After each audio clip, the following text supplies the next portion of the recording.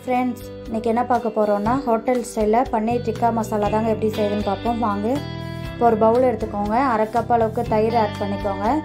அது கூடவே 1/4 கப் அளவுக்கு கடல மாவு ஆட் பண்ணிக்கலாம்.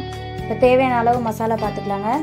1 டீஸ்பூன் அளவுக்கு சில்லி பவுடர், 1/2 டீஸ்பூன் அளவுக்கு கரம் மசாலா, 1/2 டீஸ்பூன் அளவுக்கு மல்லித்தூள், 1/2 டீஸ்பூன் அளவுக்கு ஜீரகத்தூள். இப்போ அது கூடவே 1/2 டீஸ்பூன் அளவுக்கு சாட் மசாலா, 1/2 டீஸ்பூன் அளவுக்கு பெப்பர் தூள், இப்போ கொஞ்சமாக மஞ்சள் ஆட் பண்ணிக்கலாம். இப்போ இது கூடவே 1 டீஸ்பூன் அளவுக்கு கஸ்தூரி மேத்தி ஆட் பண்ணிக்கலாம். இப்போ தேவையான அளவு உப்பு ஆட் பண்ணிக்கலாம். நான் 200 கிராம் அளவுக்கு பன்னீர் எடுத்துருக்கேன், அதையும் இது கூட ஆட் பண்ணிக்கலாம். இப்போ அது கூடவே சின்னதாக ஒரு பெரிய வெங்காயம், குடமிளகாய், அது கூடவே சின்னதாக ஒரு தக்காளி எடுத்துருக்கேன், அதையும் ஆட் பண்ணிக்கலாம். இந்த சைஸில் கட் பண்ணிக்கோங்க. இப்போ இதை நல்லா மிக்ஸ் பண்ணிக்கோங்க.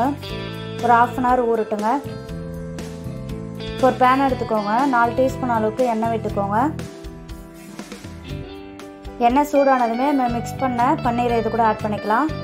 ஒரு 5 நிமிஷம் இதை நல்லா ஃப்ரை ஆகட்டும். இப்போ ஒரு மிக்ஸி சார் எடுத்துக்கோங்க. 20 பல் அளவுக்கு முந்திரி ஆட் பண்ணிக்கோங்க. தண்ணி விட்டு நல்லா பேஸ்ட்டாக அரைச்சி வச்சு எடுத்துடலாம். இப்போ ஒரு பேன் எடுத்துக்கோங்க. 2 டீஸ்பூன் அளவுக்கு எண்ணெய் எடுத்துக்கோங்க. இது கூடவே 1 டீஸ்பூன் அளவுக்கு பட்டர் ஆட் பண்ணிக்கலாம்.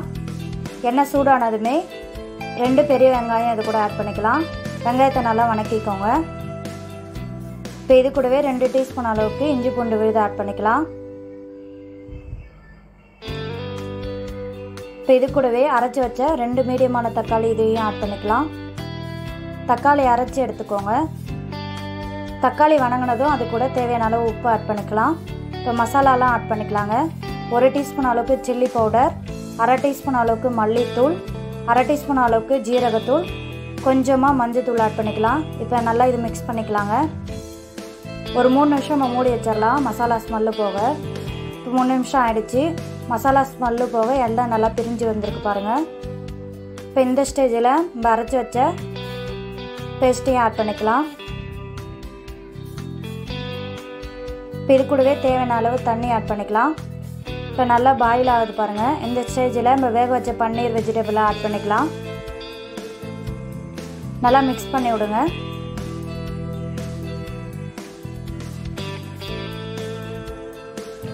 இப்போ இது கூடவே 1/2 டீஸ்பூன் அளவுக்கு கரம் மசாலா, 1 டீஸ்பூன் அளவுக்கு கசூரி மேத்தி ஆட் பண்ணிக்கலாம்.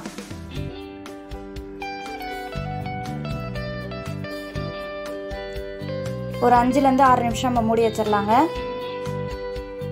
இப்போ நல்லா பாருங்கள், கொதிச்சு ஆகி நல்லா பாயில் ஆகிடுச்சு. நல்லா கிரேவி திக்காகிடுச்சுங்க. இந்த ஸ்டேஜில் இப்போ நம்ம கொத்தமல்லி ஆட் பண்ணிக்கலாம். இப்போ இது கூடவே குக்கிங் க்ரீம் கொஞ்சமாக ஆட் பண்ணிக்கலாங்க. அவ்வளோதாங்க பன்னீர் டிக்கா மசாலா ரெடிங்க. இது நீங்கள் சப்பாத்தி, புரோட்டா, நானுக்கு அவ்வளோ சூப்பராக இருக்கும். கண்டிப்பாக ட்ரை பண்ணி பாருங்கள். பன்னீர் டிக்கா மசாலா